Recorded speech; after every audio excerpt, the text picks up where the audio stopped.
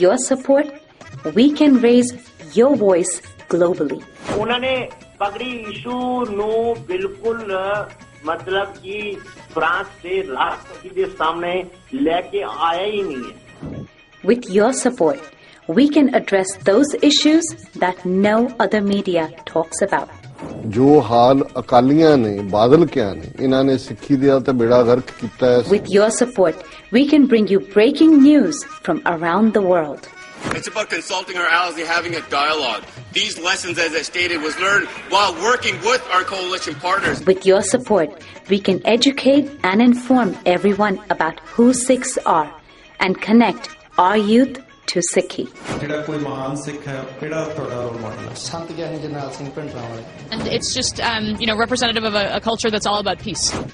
Support your TV channel and help us take your voices to everyone around the world for every human rights issue. United Sikhs ਜਥੇਬੰਦੀ ਨੇ French ਅਤੇ European courts ਦੇ ਨਾਲ-ਨਾਲ United Nations Human Rights Committee ਦਾ ਦਰਵਾਜ਼ਾ ਵੀ ਖੜਕਾਇਆ. All of this is only possible with your generous donations. Continue your support to us and let's go further together.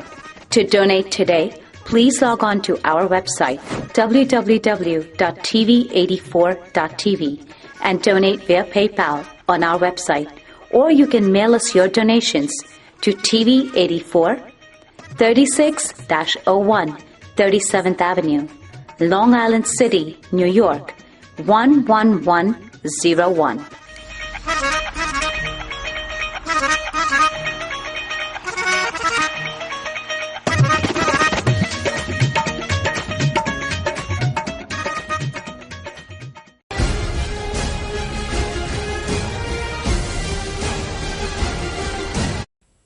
Viewers, welcome back in our program. ਜੀ doctor ਸਾਹਿਬ ਸਾਡੇ ਕੋਲ ਅਗਲੀ ਲਿਖਤ ਆਈ ਹੈ Australia ਤੋਂ. ਇਹ ਲਿਖਦੇ ਹਨ ਡਾਕਟਰ ਅਮਰਜੀਤ ਸਿੰਘ ਜੀ, ਬੀਬੀ ਨੀਲਮ ਕੌਰ ਜੀ, ਵਾਹਿਗੁਰੂ ਜੀ ਕਾ ਖਾਲਸਾ ਵਾਹਿਗੁਰੂ ਜੀ ਕੀ ਫਤਿਹ. ਦੁਨੀਆ ਵਿੱਚ 3 ਇਹੋ ਜਿਹੇ ਕਨਫਲਿਕਟ ਹਨ ਜਿੱਥੇ ਲੋਕ ਬਿਨਾਂ ਸੋਚੇ ਸਮਝੇ ਲੜ ਕੇ ਮਰਦੇ ਹਨ. ਪਹਿਲਾ ਧਾਰਮਿਕ, ਦੂਸਰਾ ਰਾਜਨੀਤਿਕ, ਤੀਸਰਾ ਸਰਹੱਦ ਜਾਂ ਜ਼ਮੀਨੀ ਖੇਤਰ. ਸਿੱਖਾਂ ਨੂੰ ਧਰਮ ਦੇ ਨਾਂ ਤੇ ਆਪਸ ਵਿੱਚ ਲੜਾਉਣ ਲਈ SGPC ਬਣਾਈ ਤੇ ਵੋਟਾਂ ਦਾ ਸਿਸਟਮ ਖੜਾ ਕੀਤਾ. ਸਿੱਖ ਹਿੰਦੂਆਂ ਨਾਲ ਵੀ ਲੜਨ, ਇਸ ਲਈ SGPC ਦਾ ਕੰਟਰੋਲ ਹਿੰਦੂ ਸਰਕਾਰ ਨੂੰ ਦਿੱਤਾ ਤਾਂ ਕਿ ਉਹ ਸਿੱਖ ਧਰਮ ਵਿੱਚ ਦਖਲ-ਅੰਦਾਜ਼ੀ ਕਰਨ. ਜੇ ਉਹ ਦਖਲ-ਅੰਦਾਜ਼ੀ ਕਰਨਗੇ ਤੇ ਸਿੱਖ ਬਰਦਾਸ਼ਤ ਨਹੀਂ ਕਰਨਗੇ, ਆਪ ਹੀ ਲੜਾਈ ਹੋ. ਹਿੰਦੂ ਤੇ ਮੁਸਲਮਾਨ ਆਪਸ ਵਿੱਚ ਲੜਨ, ਇਸ ਲਈ ਕਸ਼ਮੀਰ ਤੇ ਰਾਮ ਮੰਦਰ ਐਂਡ ਬਾਬਰੀ ਮਸਜਿਦ ਦਾ ਮਸਲਾ. ਮੁਸਲਮਾਨ ਤੇ ਸਿੱਖ ਆਪਸ ਵਿੱਚ ਲੜਨ, ਇਸ ਕਰਕੇ ਪਾਕਿਸਤਾਨ ਗੁਰਦੁਆਰਾ ਕਮੇਟੀ, ਜਿਸ ਦਾ ਪ੍ਰਬੰਧ ਹਮੇਸ਼ਾ ਮੁਸਲਿਮ ਬੋਰਡ ਕੋਲ ਹੁੰਦਾ ਹੈ. ਧਾਰਮਿਕ ਲੋਕ ਆਪਸ ਵਿੱਚ ਵੀ ਲੜਨ, ਇਸ ਕਰਕੇ SGPC ਤੇ ਦਮਦਮੀ ਟਕਸਾਲ ਦੀ ਆਪਸੀ ਮਰਿਆਦਾ ਦਾ ਟਕਰਾਓ, ਭਾਵੇਂ ਕਿ ਦੋਵੇਂ ਹੀ ਧਾਰਮਿਕ ਸੰਸਥਾਵਾਂ ਹਨ. ਧਾਰਮਿਕ ਏਕਤਾ ਖਤਮ. ਹੁਣ ਜੇ SGPC ਕਾਨੂੰਨ ਬਣਾ ਕੇ ਖੜੀ ਨਾ ਕੀਤੀ ਹੁੰਦੀ ਤੇ ਆਪ ਹੀ ਗੁਰਦੁਆਰਿਆਂ ਦਾ ਕੰਟਰੋਲ ਧਾਰਮਿਕ ਟਕਸਾਲ ਕੋਲ ਹੋਣਾ ਸੀ ਤੇ ਮਰਿਆਦਾ ਵੀ ਇੱਕ ਹੀ ਹੋਣੀ ਸੀ. ਇਹ ਮਲਟੀਪਰਪਜ਼ ਪਲਾਨ ਹੁੰਦੇ ਹਨ ਤੇ ਆਮ ਇਨਸਾਨ ਨਾ ਤੇ ਇਹੋ ਜਿਹਾ ਪਲਾਨ ਸੈੱਟ ਕਰ ਸਕਦਾ ਹੈ ਤੇ ਨਾ ਹੀ ਸਮਝ ਸਕਦਾ ਹੈ. That's why we need special minds to move forward.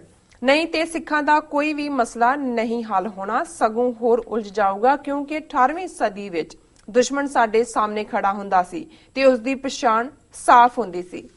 ਅੱਜ ਕੱਲ ਦੀ ਰਾਜਨੀਤੀ ਵਿੱਚ ਦੁਸ਼ਮਣ ਹਮੇਸ਼ਾ ਲੁੱਕ ਕੇ ਵਾਰ ਕਰਦਾ ਹੈ ਜਾਂ ਸਾਡੇ ਵਿੱਚ ਬੈਠ ਕੇ ਸਾਡੇ ਨਾਲ ਖਾਂਦਾ ਪੀਂਦਾ ਹੈ, ਸਾਡੇ ਹੀ ਫਾਇਦੇ ਦੇ ਬਿਆਨ ਦੇ ਰਿਹਾ ਹੁੰਦਾ ਹੈ, ਪਰ ਉਹ ਅਸਲ ਵਿੱਚ ਦੁਸ਼ਮਣ ਦਾ ਫਿੱਟ ਕੀਤਾ ਮੋਰਾ ਹੁੰਦਾ ਹੈ, ਜਿਵੇਂ ਕਿ ਬਾਦਲ ਪਰਿਵਾਰ, ਜੋ ਕਿ ਆਪਣਾ ਕੰਮ ਕਰਕੇ ਨਿਕਲ ਜਾਂਦਾ ਹੈ ਤੇ ਲੋਕਾਂ ਨੂੰ ਸਮਝ ਨਹੀਂ ਆਉਂਦੀ ਕਿ ਅਸਲ ਵਿੱਚ ਹੋਇਆ ਕੀ. ਧਾਰਮਿਕ ਬੰਦਾ ਕਦੇ ਵੀ ਰਾਜਨੀਤੀ ਨਹੀਂ ਸਮਝ ਸਕਦਾ ਤੇ ਸਿੱਖਾਂ ਨੂੰ ਰਾਜਨੀਤਿਕ ਮਾਈਂਡ ਚਾਹੁੰਦੇ ਹਨ ਜੋ ਰਾਜਨੀਤਿਕ ਤਰੀਕੇ ਨਾਲ ਹਰ ਮਸਲੇ ਹੱਲ ਕੱਢ ਸਕਣ. ਇਹ ਕੋਈ ਔਖਾ ਕੰਮ ਨਹੀਂ ਜਿੰਨਾ ਲੱਗਦਾ ਹੈ. ਜੀ ਡਾਕਟਰ ਸਾਹਿਬ, ਇਹਨਾਂ ਦਾ ਬਹੁਤ ਬਹੁਤ ਸ਼ੁਕਰੀਆ. ਇਹ ਬੜੇ ਸੁਲਝੇ ਹੋਏ ਵੀਰ ਨੇ, ਉਹਨਾਂ ਦਾ ਅਕਸਰ ਅਸੀਂ ਜ਼ਿਕਰ ਕਰਦੇ ਹਾਂ ਜੀ. ਉਹਨਾਂ ਨੇ ਸਾਨੂੰ ਲਿਖਿਆ ਹੈ, ਉਹ ਹਮੇਸ਼ਾ ਹੀ ਜਿਸ ਨੂੰ ਅਸੀਂ ਕਹਿੰਦੇ ਹਾਂ ਆਊਟ ਆਫ ਦਾ ਬਾਕਸ ਸੋਚਦੇ ਨੇ, ਔਰ ਉਹਨਾਂ ਨੇ ਆਪਣੀ ਲਿਖਤ ਦੇ ਵਿੱਚ ਪਹਿਲਾਂ ਤਾਂ ਜਨਰਲਾਈਜ਼ ਕੀਤਾ ਕਿ ਦੁਨੀਆ 'ਚ 3 ਮੁੱਦੇ ਨੇ ਜਿਨ੍ਹਾਂ 'ਚ ਬਾਰੇ ਲੋਕ ਭਾਵੁਕ ਹੋ ਕੇ ਜਾਂ ਕਈ ਵਾਰ ਪਿਛੋਕੜ ਦੇਖੇ ਬਿਨਾਂ ਲੜਦੇ ਨੇ. ਉਹਨਾਂ ਦੇ ਵਿੱਚ ਧਾਰਮਿਕ ਹੈ, ਸਿਆਸੀ ਹੈ ਔਰ ਸਰਹੱਦੀ, ਜਿਹਦੇ 'ਚ ਨੈਸ਼ਨਲਿਜ਼ਮ ਵੀ ਆ ਜਾਂਦਾ ਹੈ, ਦੇਸ਼ ਭਗਤੀ ਵੀ ਆ ਜਾਂਦੀ ਹੈ ਜੀ, ਜ਼ਮੀਨ ਵੀ ਆ ਜਾਂਦੀ ਹੈ. ਔਰ ਉਹਨਾਂ ਨੇ ਜਿਹੜਾ ਸਿੱਖਾਂ ਦੇ ਧਾਰਮਿਕ ਪੱਖ ਵੱਲ ਜ਼ਿਆਦਾ ਇਸ ਲਿਖਤ ਦੇ ਵਿੱਚ ਜ਼ੋਰ ਦਿੱਤਾ ਹੈ। ਉਹਨਾਂ ਦਾ ਕਹਿਣਾ ਹੈ ਵੀ ਜਿਹੜੀ SGPC ਦੀ ਫਾਰਮੇਸ਼ਨ ਸੀ ਵੋਟਾਂ ਦੇ ਨਾਲ, ਇਸ ਨੇ ਜਿੱਥੇ ਸਿੱਖਾਂ ਦੇ ਅੰਦਰ ਆਪਸੀ ਕਨਫਲਿਕਟ ਪੈਦਾ ਕੀਤਾ ਹੈ ਮਰਿਆਦਾ ਦੇ ਮੁੱਦੇ ਤੇ ਔਰ ਦੂਸਰਿਆਂ ਤੇ, ਉੱਥੇ ਉਹਨਾਂ ਨੇ ਕਿਉਂਕਿ ਕੰਟਰੋਲ ਅਲਟੀਮੇਟਲੀ ਜਦੋਂ ਇੰਡੀਆ ਹੋਇਆ ਹਿੰਦੂ ਗਵਰਨਮੈਂਟ ਦੇ ਕੋਲ ਆਇਆ, ਪਹਿਲਾਂ ਬ੍ਰਿਟਿਸ਼ ਗਵਰਨਮੈਂਟ ਦੇ ਕੋਲ ਸੀ, ਉਹਨਾਂ ਦੀ ਦਖਲਅੰਦਾਜ਼ੀ ਵੀ ਆ ਗਈ ਔਰ ਉਸ ਦੇ ਵਿੱਚ ਜਿਹੜਾ ਵੰਡ ਦਾ ਰਸਤਾ ਬਣ ਗਿਆ ਸਿਆਸੀ ਤੌਰ ਤੇ ਹਿੰਦੂ ਮੁਸਲਮਾਨ ਕਨਫਲਿਕਟ, ਜਾਂ ਜਿਵੇਂ ਭਾਵੇਂ ਉਹ ਕਸ਼ਮੀਰ ਦਾ ਹੈ ਜਾਂ ਬਾਬਰੀ ਮਸਜਿਦ ਨਾਲ ਰਿਲੇਟਡ ਹੈ ਜਿਹਦੇ 'ਚ ਧਾਰਮਿਕ ਔਰ ਇਲਾਕਾਈ ਦੋਨੋਂ ਹੀ ਚੀਜ਼ਾਂ ਆ ਜਾਂਦੀਆਂ ਨੇ ਜੀ। ਫਿਰ ਉਹਨਾਂ ਨੇ ਪਾਕਿਸਤਾਨ ਦੀ ਗੱਲ ਕੀਤੀ ਕਿ ਭਾਈ ਉੱਥੇ ਜਿਹੜਾ ਕੰਟਰੋਲ ਹੈ ਉਹ ਦੂਸਰਿਆਂ ਦੇ ਕੋਲ ਹੈ, ਕਾਫ ਬੋਰਡ ਕੋਲ ਹੈ, ਇੱਥੇ ਹਿੰਦੂ ਸਰਕਾਰ ਦੇ ਕੋਲ ਹੈ, ਉੱਥੇ ਉਹਨਾਂ ਦੇ ਪ੍ਰਭਾਵ ਕੋਲ ਹੈ ਔਰ ਸਿੱਖ ਜਿਹੜੇ ਨੇ ਧਾਰਮਿਕ ਤੌਰ ਦੇ ਉੱਤੇ ਵੀ ਇੱਕ ਝੰਡੇ ਥੱਲੇ ਇਕੱਠੇ ਨਹੀਂ ਹੋ ਸਕਦੇ ਔਰ ਇਸ ਚੋਂ ਧਾਰਮਿਕ ਸੰਸਥਾਵਾਂ ਦਾ ਔਰ SGPC ਦਾ ਟਕਰਾਅ ਵੀ ਨਿਕਲਿਆ ਔਰ ਉਹਨਾਂ ਨੇ ਕਿਹਾ ਵੀ ਇਹ ਦੁਸ਼ਮਣ ਜਿਹੜਾ ਹੈ ਮਲਟੀਪਰਪਜ਼ ਪਲਾਨ ਕਰਦਾ ਹੈ ਔਰ ਇਹਦੇ 'ਚ ਸਪੈਸ਼ਲ ਮਾਈਂਡ ਅੱਜ ਜੇ ਅਸੀਂ ਇਹ ਸਾਰੇ ਦਲਦਲ ਚੋਂ ਨਿਕਲਣੇ ਤੇ ਸਾਨੂੰ ਖਾਸ ਸੋਚ ਵਾਲੇ ਉਹ ਦਿਮਾਗ ਚਾਹੀਦੇ ਨੇ ਜਿਹੜੇ ਸਾਨੂੰ ਅੱਗੇ ਨੂੰ ਲੈ ਕੇ ਜਾ ਸਕਣ, special minds to move forward. ਔਰ ਉਹਦੇ 'ਚ ਉਹਨਾਂ ਨੇ ਫਿਰ ਡਿਫਰੈਂਸ ਦਿੱਤਾ ਹੈ ਕਿ ਵੀ 18ਵੀਂ ਸਦੀ ਦੀ ਲੜਾਈ ਔਰ ਹੁਣ 'ਚ ਫਰਕ ਇਹ ਹੈ ਕਿ 18ਵੀਂ ਸਦੀ 'ਚ ਦੁਸ਼ਮਣ ਸਾਹਮਣੇ ਸੀ, ਇਸ ਲਈ ਅਸੀਂ ਟਪਲਾ ਨਹੀਂ ਸੀ ਖਾਂਦੇ, ਧੋਖਾ ਨਹੀਂ ਸੀ ਖਾਂਦੇ। ਅੱਜ ਉਹ ਲੁਕ ਕੇ ਵਾਰ ਕਰਦਾ ਹੈ। ਉਹਨਾਂ ਨੇ ਤੁਹਾਡੀ ਸ਼ਕਲੋ ਸੂਰਤ ਵਾਲੇ ਤੁਹਾਡੇ 'ਚ ਵਾੜੇ ਹੋਏ ਨੇ, ਜਿਵੇਂ ਬਾਦਲ ਟੱਬਰ ਦਾ ਉਹਨਾਂ ਨੇ ਜ਼ਿਕਰ ਕੀਤਾ ਔਰ ਅਖੀਰ 'ਚ ਉਹਨਾਂ ਨੇ ਕਿਹਾ ਵੀ ਇੱਕ ਪਾਸੇ ਉਹ ਨੇ ਜਿਹੜੇ ਮੋਹਰੇ ਬਣੇ ਨੇ ਔਰ ਦੁਸ਼ਮਣ ਦੇ ਲਈ ਕੰਮ ਕਰ ਰਹੇ ਨੇ ਤੇ ਜਿਹੜੇ ਸਾਡੇ ਧਾਰਮਿਕ ਬੰਦੇ ਨੇ, ਧਾਰਮਿਕ ਬੰਦਾ ਸਿਆਸਤ ਨੂੰ ਸਮਝ ਨਹੀਂ ਸਕਦਾ ਜਾਂ ਉਹ ਫੇਥ 'ਚ ਰਹਿੰਦਾ ਹੈ, ਫੇਥ ਵਾਲਾ ਸ਼ੱਕ ਤੋਂ ਤਾਂ ਸ਼ੁਰੂ ਨਹੀਂ ਕਰਦਾ, ਸਿਆਸਤ ਹੁੰਦੀ ਸ਼ੱਕ ਤੋਂ ਸ਼ੁਰੂ ਹੈ। ਜਾਂ ਸਿਆਸਤ ਦਾ ਤਾਂ ਪਹਿਲਾ ਫਾਰਮੂਲਾ ਹੈ ਕਿ ਜਿਸ ਡੰਡੇ ਨੂੰ ਲੈ ਕੇ ਤੁਸੀਂ ਉੱਪਰ ਚੜ੍ਹੇ ਹੋ ਸਭ ਤੋਂ ਪਹਿਲਾਂ ਉਹ ਡੰਡਾ ਤੋੜੋ ਤਾਂ ਕਿ ਕੋਈ ਹੋਰ ਨਾ ਚੜ੍ਹ ਜਾਏ ਉੱਤੇ। ਸੋ ਇਸ ਲਈ ਜਿਹੜਾ ਤੁਹਾਡਾ ਜਿਹਨੂੰ ਮੈਂਟੋਰ ਕਹਿੰਦੇ ਨੇ ਜਾਂ ਬਣਾਉਣ ਵਾਲਾ ਹੁੰਦਾ ਹੈ ਉਹਨੂੰ ਹੀ ਤੁਸੀਂ ਸਭ ਤੋਂ ਪਹਿਲਾਂ ਭੰਨਦੇ ਹੋ ਜੀ। ਔਰ ਮੈਂ ਸਮਝਦਾ ਵੀ ਇਹਨਾਂ ਦੀ ਕਿਸੇ ਵੀ ਗੱਲ ਨਾਲ ਡਿਸਐਗਰੀ ਨਹੀਂ ਹੋਇਆ ਜਾ ਸਕਦਾ। ਇੱਕ ਗੱਲ ਇਹ ਜ਼ਰੂਰ ਹੈ ਕਿ ਵੀ ਅਸੀਂ ਇਹ ਜਿਹੜੀ ਹੈ ਦੁਸ਼ਮਣ ਬਾਤ ਕਰੇ ਅਨਹੋਣੀ, ਉਹਨਾਂ ਨੇ ਤਾਂ ਆਪਣਾ ਚੱਕਰ ਵੀ ਲੈ ਕੀਤਾ, ਧਾਰਮਿਕ 'ਚ ਵੀ ਕੀਤਾ, ਸਮਾਜਿਕ 'ਚ ਵੀ ਕੀਤਾ, ਤਿਉਹਾਰਾਂ ਦੇ ਨਾਂ ਥੱਲੇ ਵੀ ਕੀਤਾ। ਜਿਸ ਕਿਸਮ ਦੇ ਸਾਰੇ ਜੰਤਰੀ ਮੰਤਰੀ ਤੰਤਰੀ ਜਿਵੇਂ ਇਹਨਾਂ ਨੂੰ ਪ੍ਰਮੋਟ ਕੀਤਾ ਹੈ, ਮੀਡੀਆ ਦੇ ਰਾਹੀਂ ਵੀ ਉਹਨਾਂ ਨੇ ਸਾਨੂੰ ਕਨਫਿਊਜ਼ ਕੀਤਾ। ਹੁਣ ਦੇਖਣਾ ਅਸੀਂ ਹੈ ਔਰ ਜਦੋਂ ਅਸੀਂ ਮੀਡੀਆ ਦੀ ਇੰਪੋਰਟੈਂਸ ਦੀ ਗੱਲ ਕਰਦੇ ਹਾਂ, ਅੱਜ ਵੀ ਜਦੋਂ ਅੱਜ ਦੀ ਆਵਾਜ਼ ਰੇਡੀਓ ਪ੍ਰੋਗਰਾਮ ਤੇ ਮੇਰਾ ਇੰਟਰਵਿਊ ਸ਼ਾਮ ਨੂੰ ਹੋਇਆ ਤੇ ਉਹ ਪੁੱਛ ਰਹੇ ਸੀ ਜਿਹੜਾ ਸਮਾਗਮ ਜਿਹੜਾ ਕਮਿੰਗ ਸੈਚਰਡੇ ਸ਼ਾਮ ਨੂੰ TV 84 ਦੇ ਸਾਡੇ ਇਸ ਹਾਲ ਦੇ ਵਿੱਚ ਹੀ ਹੋ ਰਿਹਾ ਉਸ ਦੇ ਬਾਰੇ, ਤਾਂ ਮੈਂ ਇੱਕੋ ਹੀ ਗੱਲ ਕਹੀ, ਮੈਂ ਕਿਹਾ ਜੀ ਦੇਖੋ ਅਸੀਂ ਰਿਐਕਟ ਜ਼ਰੂਰ ਕਰਦੇ ਹਾਂ ਜੀ, ਫਲਾਂ ਅਖਬਾਰ ਨੇ ਇਹ ਲਿਖ ਦਿੱਤਾ ਹੈ, ਫਲਾਂ ਮੀਡੀਆ ਨੇ ਇਹ ਕਹਿ ਦਿੱਤਾ ਜੀ ਕਿ ਵੀ ਜੇ ਅਸੀਂ ਇਸ ਗੱਲ ਨੂੰ ਨਹੀਂ ਸਮਝਣਾ ਜਾਂ ਇਸ ਗੱਲ ਦੀ ਅਹਿਮੀਅਤ ਨੂੰ ਨਹੀਂ ਸਮਝਾਂਗੇ ਕਿ ਆਪਣੀ ਗੱਲ ਕਹਿਣ ਲਈ ਜਾਂ ਅਗਾਹ ਕਰਨ ਲਈ ਆਪਣਿਆਂ ਨੂੰ ਉਹਨਾਂ ਨੂੰ ਵਾਰਨ ਕਰਨ ਲਈ ਸਾਡੇ ਕੋਲ ਕੋਈ ਮੀਡੀਆ ਨਹੀਂ ਹੈ ਜੋ ਰੋਲ TV 84 ਨੇ ਇਹਨਾਂ 3 ਸਾਲਾਂ 'ਚ ਅਦਾ ਕੀਤਾ ਹੈ। ਦੁਸ਼ਮਣ ਦੀਆਂ ਸਫਾਂ ਵੀ ਇਸ ਗੱਲ ਤੋਂ ਚੰਗੀ ਤਰ੍ਹਾਂ ਜਿਹੜੀਆਂ ਨੇ ਉਹ ਸਮਝਦੀਆਂ ਨੇ ਕੀ ਹੈ ਔਰ ਆਪਣੇ ਵੀ ਜਿਹੜੇ ਸਿਆਣੇ ਵੀਰ ਭੈਣਾਂ ਨੇ ਉਹ ਸਮਝਦੇ ਨੇ ਕਿ ਭਾਈ ਇਹ ਸਾਡੇ ਕੋਲ ਇੱਕ ਮੀਡੀਆ ਜਿਹਦੇ ਰਾਹੀਂ ਅਸੀਂ ਆਪਣੀ ਗੱਲ ਸਿੱਖ ਸਪਿਨ ਕੀ ਹੈ ਹਰ ਇਸ਼ੂ ਨੂੰ ਵਿਦਿਨ 24 ਆਵਰਸ ਅਸੀਂ ਸਿੱਖ ਪਰਸਪੈਕਟਿਵ ਤੋਂ ਡਿਸਕਸ ਕਰਦੇ ਹਾਂ। ਸੋ ਮੈਂ ਸਮਝਦਾ ਹਾਂ ਵੀ ਇਹ ਜਿੱਥੇ ਚੈਲੰਜਸ ਨੇ, ਦੁਸ਼ਮਣ ਦੇ ਅੱਡ-ਅੱਡ ਹਥਿਆਰ ਨੇ, ਉੱਥੇ ਸਾਡਾ ਕੌਮੀ ਫਰਜ਼ ਬਣਦਾ ਹੈ ਔਰ ਅਸੀਂ TV 84 ਦੀ ਪੈਟਰਨੇਜ ਦੇ ਥੱਲੇ ਸਿਆਣੇ ਦਿਮਾਗਾਂ ਨੂੰ, ਜਿਵੇਂ ਵੀਰ ਜੀ ਨੇ ਕਿਹਾ ਕਿ ਸਪੈਸ਼ਲ ਮਾਈਂਡਸ ਜਿਹੜੇ ਉਹਨਾਂ ਨੂੰ ਇਕੱਠੇ ਕਰਨ ਦਾ ਯਤਨ ਉਦਮ ਵੀ ਕਰਾਂਗੇ, ਕਰ ਰਹੇ ਹਾਂ।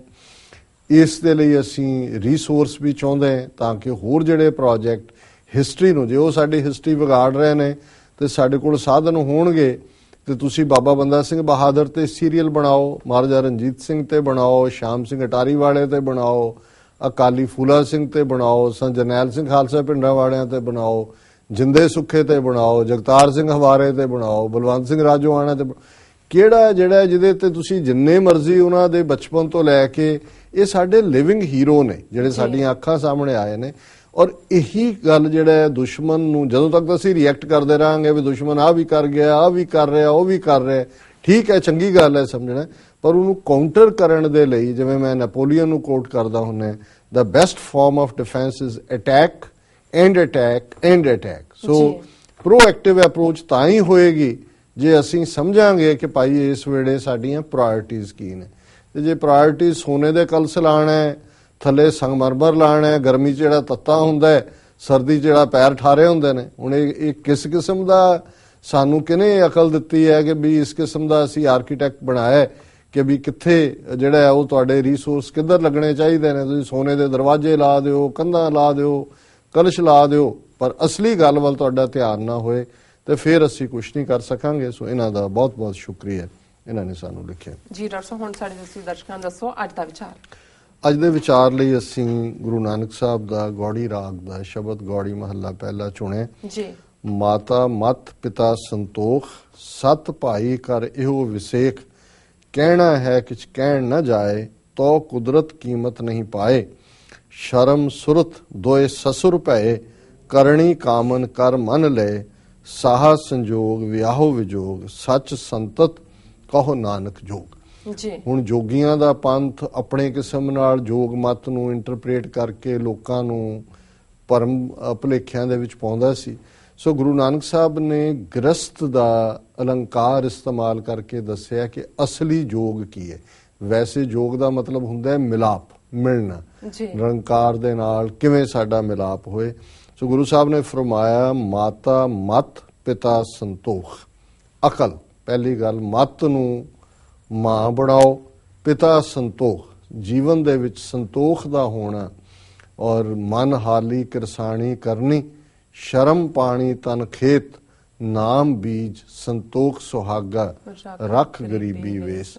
ਹੁਣ ਇਹ ਜਿਹੜਾ ਸੰਤੋਖ ਦਾ ਸੁਹਾਗਾ ਹੈ, ਇੱਥੇ ਗੁਰੂ ਸਾਹਿਬ ਯਾਦ ਕਰਵਾਉਂਦੇ ਨੇ ਕਿ ਜੇ ਮਤ ਦੇ ਵਿੱਚ ਮਾਂ, ਜਿਹੜਾ ਮਤ ਤੁਹਾਡੀ ਸੁਮਤ ਹੈ ਔਰ ਸੰਤੋਖ ਪਿਤਾ ਹੈ, ਸਤ ਭਾਈ ਕਰ ਇਹੋ ਵਿਸੇਖ। ਵਿਸੇਖ ਹੁੰਦਾ ਉਚੇਚਾ, ਸੱਚ ਨੂੰ ਭਰਾ ਬਣਾਉਣਾ।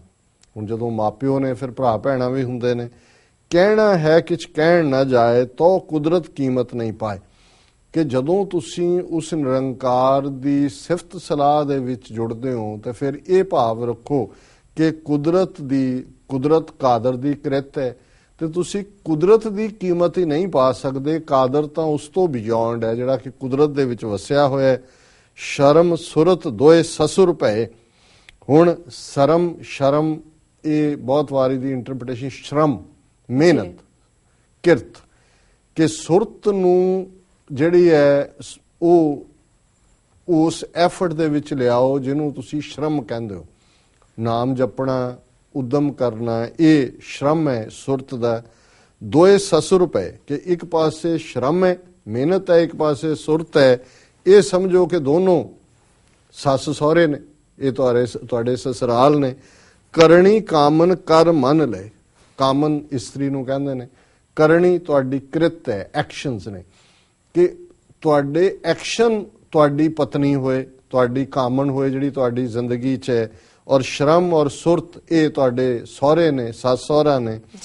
ਸਾਹਾ ਸੰਜੋਗ ਵਿਆਹੋ ਵਿਜੋਗ। ਹੁਣ ਉਹਨਾਂ ਦਾ ਮੇਲ ਕਿਵੇਂ ਹੈ? ਸੁਰਤ ਸ਼ਬਦ ਹੈ, ਸਾਹਾ ਲਿਖਿਆ ਜਾਂਦਾ ਸੀ, ਸਾਹਾ ਬੰਨਿਆ ਜਾਂਦਾ ਸੀ ਕਿ ਕਦੋਂ ਵਿਆਹ ਹੋਣਾ। ਉਹਨਾਂ ਨੇ ਕਿਹਾ ਇਹ ਮੰਨ ਲਓ ਕਿ ਸਾਹਾ ਸੰਜੋਗ ਹੈ ਤੇ ਜਦੋਂ ਵਿਆਹ ਹੋਇਆ ਉਹ ਵਿਜੋਗ ਹੈ, ਔਰ ਸੰਜੋਗ ਵਿਜੋਗ ਦੋਏ ਕਾਰ ਚਲਾਵੇਂ, ਲਿਖੇ ਆਵੇ ਭਾਗ। ਸੱਚ ਸੰਤਤ ਕਹੋ ਨਾਨਕ ਜੋਗ। ਸੰਤਤ ਹੈ ਸੰਤਾਨ। ਜਦੋਂ ਤੁਸੀਂ ਇਸ ਸਾਰੇ ਚੋਂ ਰਿੜਕੋਗੇ ਤੇ ਫਿਰ ਸੱਚ ਦੀ ਸੰਤਾਨ ਪੈਦਾ ਹੋਏਗੀ। ਮਤਲਬ ਇਹ ਹੈ ਤੁਹਾਡੇ ਜੀਵਨ ਦੇ ਅੰਦਰ ਸੱਤ ਆਏਗਾ, ਔਰ ਇਹੀ ਅਸਲੀ ਜੋਗ ਹੈ, ਜਿਸ ਜੋਗ ਦੇ ਵਿੱਚ ਮਤ, ਸੰਤੋਖ, ਖਲਕਤ ਦੀ ਸੇਵਾ, ਕੁਦਰਤ 'ਚ ਯਕੀਨ, ਸ਼ਰਮ ਕਰਨਾ, ਸੁਰਤ ਨੂੰ ਰੱਬ ਨਾਲ ਜੋੜਨਾ, ਸੁਚੱਜੀ ਕਰਨੀ, ਔਰ ਜਿਹੜਾ ਸੰਜੋਗ ਵਿਜੋਗ ਦੇ ਉਸ ਪਾਠ ਨੂੰ ਸੱਚ ਦੀ ਸੰਤਾਨ ਜਿਹੜੀ ਹੈ ਫਿਰ ਤੁਹਾਡੇ ਪੈਦਾ ਹੋਏਗੀ, ਔਰ ਇਹ ਤੁਹਾਡਾ ਜੋਗ ਹੈ। ਸੋ ਇਹ ਅੱਜ ਦਾ ਵਿਚਾਰ। ਜੀ ਡਾਕਟਰ ਸਾਹਿਬ, ਤੁਹਾਡਾ ਬਹੁਤ ਬਹੁਤ ਸ਼ੁਕਰੀਆ, ਤੁਸੀਂ ਅੱਜ ਦਾ ਵਿਚਾਰ ਸਾਡੇ ਦਰਸ਼ਕਾਂ ਨਾਲ ਸਾਂਝਾ ਕੀਤਾ। ਇਸ ਨਾਲ ਆਪਣੇ ਵਿਊਅਰਸ ਕੋਲ ਲੈਣੇ ਇਜਾਜ਼ਤ। ਵਿਊਅਰਸ, ਤੁਹਾਡਾ ਬਹੁਤ ਬਹੁਤ ਸ਼ੁਕਰੀਆ, ਤੁਸੀਂ ਆਪਣੇ ਕੀਮਤੀ ਸਮੇਂ ਵਿੱਚ ਸਮਾਂ ਕੱਢ ਕੇ ਸਾਨੂੰ ਆਪਣੇ ਰਾਏ ਤੇ ਸੁਝਾਅ ਭੇਜੇ ਨੇ। ਤਾਂ ਇਸ ਤਰ੍ਹਾਂ ਭੇਜਦੇ ਰਹਿਣਾ ਸਾਡੇ ਇਸ ਪਤੇ ਤੇ sos@tv84.tv ਤੇ ਅਸੀਂ ਆਪਣਾ ਪ੍ਰੋਗਰਾਮ ਲੈ ਕੇ ਫਿਰ ਦੁਬਾਰਾ ਹਾਜ਼ਰ ਹੋਵਾਂਗੇ। ਤਦ ਤੱਕ ਲਈ ਮੈਨੂੰ ਤੇ ਪਨਰ ਸੁਣਾ ਗਿਆ ਦੋ। ਦੇਖਦੇ ਰਹੋ TV84, ਬੁਲਾ ਦਿਓ ਫਤਿਹ। ਵਾਹਿਗੁਰੂ ਜੀ ਕਾ ਖਾਲਸਾ, ਵਾਹਿਗੁਰੂ ਜੀ ਕੀ ਫਤਿਹ।